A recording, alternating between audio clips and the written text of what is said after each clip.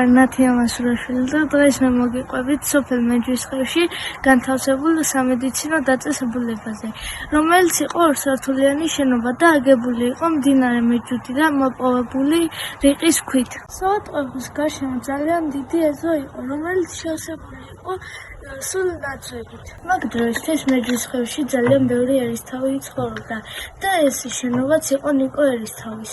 გასაბჭოების შედეგად ერისთავები მეჯვისხევიდან გადაასახლეს და მათი სახლები შემორჩა როგორც ისტორიულ-კულტურულ ძეგლებად.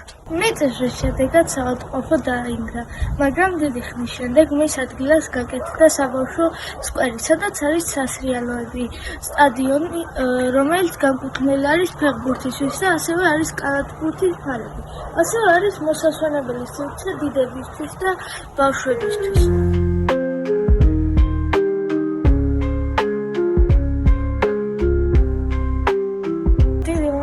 მოსვენისთვის და ყურადღებისთვის.